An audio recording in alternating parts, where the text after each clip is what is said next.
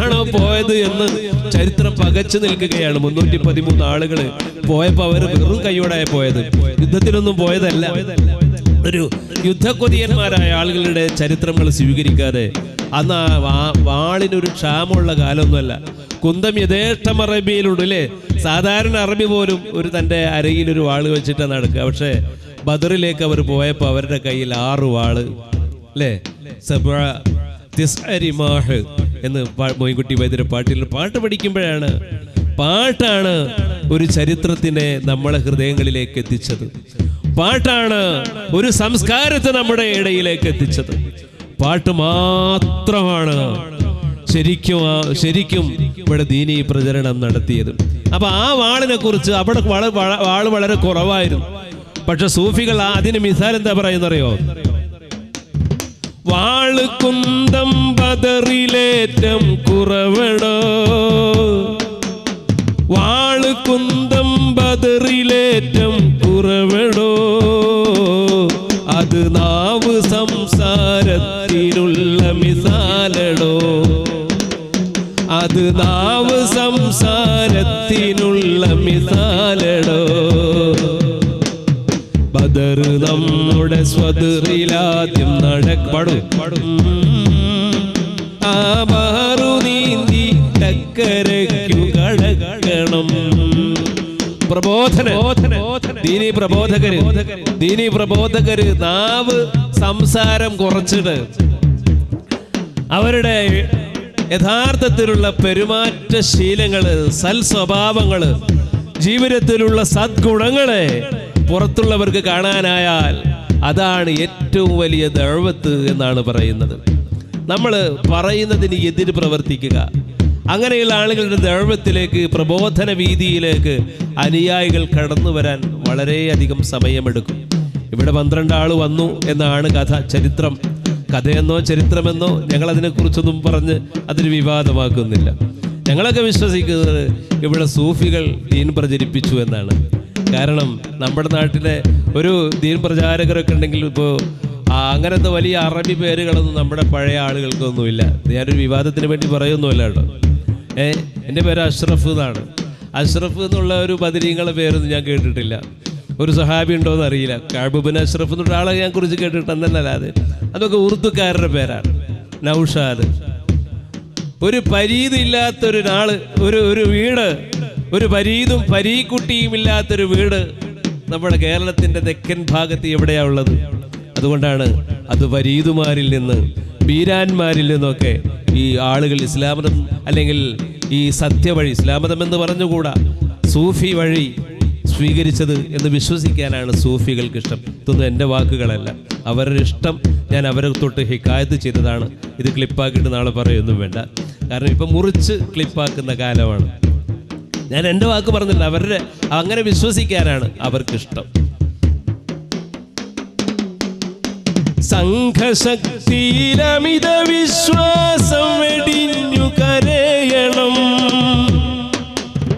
നമ്മൾ വലിയ സംഘമാണ് എന്നുള്ള വിശ്വാസവും നമുക്ക് വേണ്ട. അന്തരംഗം പ്രാർത്ഥന കൊണ്ടെപ്പോഴും ശുചിയാക്കണം. അമ്പവൻ തൗഫീഖദാം മഴ ചാരണം. അത് കണ്ടു ഇബ്ലീസോടിയോടി മലങ്ങണം. ബദർ നമ്മുടെ സ്വദറിലാദ്യം നടക്കണം. ആ ബഹറു നീന്തി ടക്കരയ്ക്കു കടക്കണം.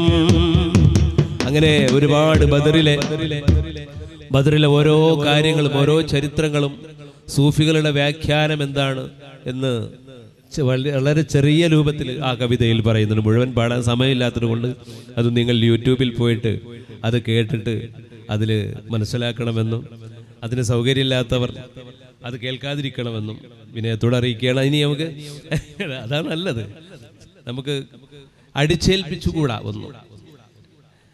ഓരോരുത്തർക്ക് സൗകര്യമുള്ളത് സൗകര്യമുള്ള സമയത്ത് കേട്ടിട്ട് അത് അതിലേക്ക് വരണം. ഇപ്പം ഈ അടുത്ത കാലത്ത് നമ്മുടെ ഇഷ്ക് എന്നുള്ള പാട്ട് വളരെ വളരെ വളരെ ആളുകൾക്കിടയിലേക്ക് പ്രചരിക്കപ്പെട്ടിരുന്നു.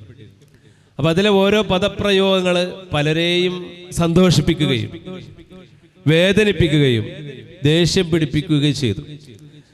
2 പാട്ട് ഇറങ്ങിയപ്പോഴാണ് കൂടുതൽ ആളുകൾ എന്നെ ചീത്ത പറഞ്ഞത്.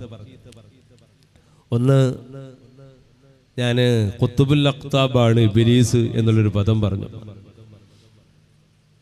അത് ഇബ്ലീസിനെ കുറിച്ച് വളരെ നല്ല വാക്ക് പറഞ്ഞതാണെന്ന് കരുതിയിട്ട് കുറെ ആളുകൾ എന്നെ ചീത്ത പറഞ്ഞു.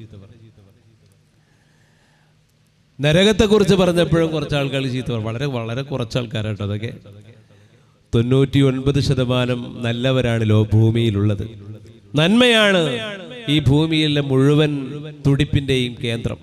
നമ്മളൊക്കെ ഇങ്ങനെ പ്രസംഗിക്കുമ്പോൾ ആളുകളൊക്കെ നാശമായി, ലോകം നാശമായി, ഇനി ഇല്ല, കഴിഞ്ഞു എന്നൊക്കെ വെറുതെ പ്രസംഗിക്കാം. പക്ഷെ സൂഫികൾക്ക് അങ്ങനെ ഒരു വിശ്വാസമൊന്നുമില്ല. ജനങ്ങൾ മുഴുവൻ നാശമായി എന്ന് പറഞ്ഞാൽ ഏറ്റവും നാശമായവൻ നീയാണ് എന്നാണ് ബഹുമാനപ്പെട്ട ഇമാം ഗസാലി നമ്മെ പഠിപ്പിച്ചത്. ജനങ്ങൾ നാശമായി എന്നൊന്നും പറഞ്ഞുകൂടാ. 6-ാം നൂറ്റാണ്ടിന്റെ അന്ധകാരം എന്നൊക്കെ നമ്മൾ അങ്ങനെ പറയും. ആ അന്ധകാരത്തിലല്ലേ, അങ്ങനെയാണെങ്കിൽ ആ കാലഘട്ടത്തിലല്ലേ ലോകത്തിലെ ഏറ്റവും നല്ല മനുഷ്യനെന്നൊന്നും പറഞ്ഞുകൂടാ. അത്രയും നല്ലൊരു പ്രവാചക പ്രഭു മുത്ത് മുഹമ്മദ് മുസ്തഫ അല്ലേ ലോകത്ത് അവതരിച്ചത് ആ കാലഘട്ടത്തിലല്ലേ. എങ്ങനെയാണ് ഇത്രയും കാലഘട്ടം മോശമായാൽ അങ്ങനെ ഒരു യുഗപ്പിറവിക്ക് അവിടെ തുടക്കം കുറിക്കാൻ കഴിയുക? അപ്പൊ അതുകൊണ്ട് അങ്ങനെയൊന്നും സൂഫികൾ പറയാറില്ല. ലോകം നശിച്ചു എന്ന് പറയാറില്ല, ലോകം നാശമായി എന്ന് പറയാറില്ല. അവരെപ്പോഴും നന്മയുടെ പാട്ടുകൾ ഇങ്ങനെ പാടിക്കൊണ്ടിരിക്കും. ഏതായാലും സമയം വളരെ കുറവാണ് എനിക്ക് ഇതിന് ശേഷവും സെഷൻ ഉണ്ട് എന്നാണ് ഞാൻ മനസ്സിലാക്കുന്നത്. ഉണ്ടോ? ഇല്ലേ?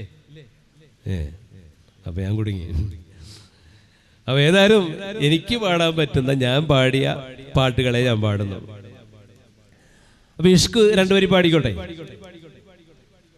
എന്താണ് നിങ്ങൾക്ക് വേണ്ടേ? ഓ, നമ്മളിങ്ങനെ പറഞ്ഞു പഠിച്ചതും എന്തൊക്കെ എഴുതി പഠിച്ചിട്ടൊന്നല്ല. ഇത് പാട്ടിന്റെ ഇത് പാട്ട് മാത്രമേ വരികളുള്ളൂ. ഈ പറയുന്നതൊക്കെ നിങ്ങളുടെ ആകാംക്ഷ, നിങ്ങളുടെ ആ മുഖത്തെ പ്രസരിപ്പ്, അതൊക്കെ കണ്ടിട്ടാണ് പറയുക. ഞാൻ എന്ത് പറഞ്ഞാലും ഇതൊക്കെ നമ്മൾ എത്ര കേട്ടാന്ന് ഇങ്ങനെ ഇരുന്നാൽ പിന്നെ പറയാൻ പോണ എൻ്റെ കാര്യം എടുക്കാണ്ടാവില്ല. അപ്പൊ നിങ്ങളുടെ മുഖത്തൊരു പുഞ്ചിരി വിടരട്ടെ. ഇത് സൂഫി ഗാനമാണ്. നരകത്തെക്കുറിച്ച് പേടിപ്പിക്കുന്ന പാട്ടുകളൊന്നും എൻ്റെ അടുത്തില്ല. നേരത്തെ തന്നെ മരണത്തിന്റെ ഭയം കളയാനുള്ള പാട്ട് കൊണ്ടാണ് തുടങ്ങിയത്. മുൻകർ നക്കീറിനെ കണ്ടാൽ പോലും ചിരിക്കൂ എന്ന് പറയുന്ന പാട്ട് പാടിയ ആളുടെ മുമ്പിലാണ് നിങ്ങൾ ഇരിക്കുന്നത്. അതുകൊണ്ട് നിങ്ങൾക്ക് ധൈര്യമായിട്ട് ചിരിക്കാം.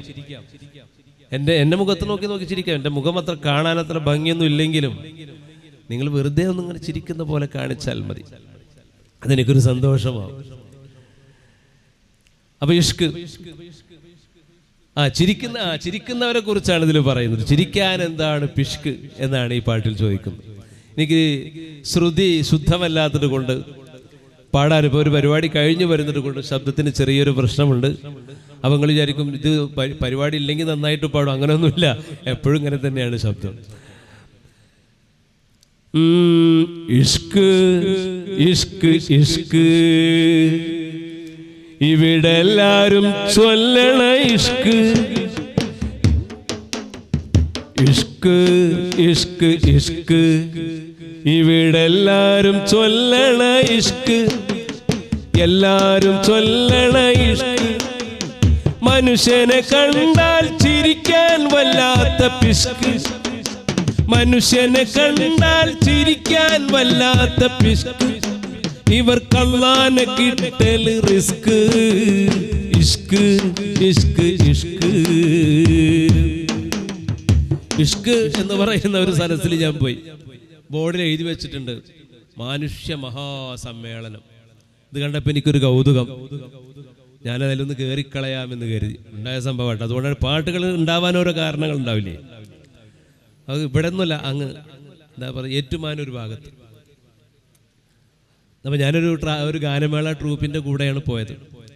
ഞാൻ ഗാനമേളക്കാരനല്ല, അവരുടെ കൂടെ വണ്ടി കിട്ടിയപ്പോൾ എൻ്റെ ഒരു അടുത്ത ഗായകൻ സ്നേഹിതൻ പാട്ടുകാരനായതുകൊണ്ട് അവൻ പറഞ്ഞു ഒരു മനുഷ്യ മഹാസമ്മേളനമുണ്ട്, നമുക്ക് പോവാം. മനുഷ്യനെ കാണാൻ എല്ലാവർക്കും ഇഷ്ടമുണ്ടാവില്ലേ? ഇവിടെ ചൂട്ടും കത്തിച്ചു നടന്നിട്ട് മനുഷ്യനെ കണ്ടില്ല എന്ന് പാടിയ പൊന്നാനിക്കാരൻ അവരുടെ നാട്ടിലല്ലേ ഞങ്ങളൊക്കെ ഉള്ളത്. അപ്പൊ ഒരു മനുഷ്യനെ കണ്ടു കളയാം, എന്ന് കരഞ്ഞു പോയി. അപ്പോൾ അവിടെ പ്രേമത്തിൻ്റെ മഹാസാഗരത്തിലേക്ക് സ്വാഗതം.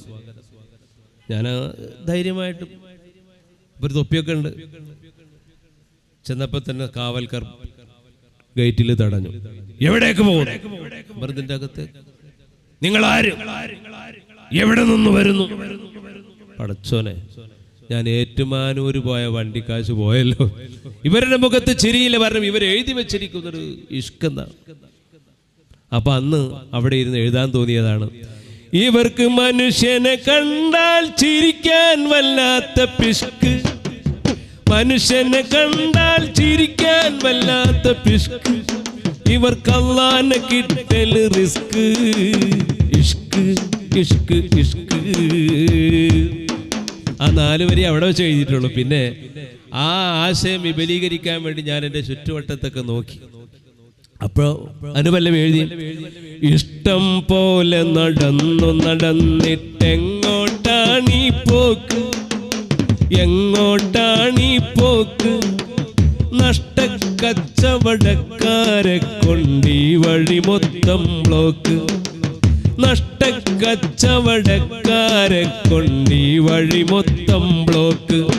തമാശ പാട്ടാകുമ്പോ ഇംഗ്ലീഷ് പദങ്ങളൊക്കെ എഴുതും. നീ വായിച്ചോ?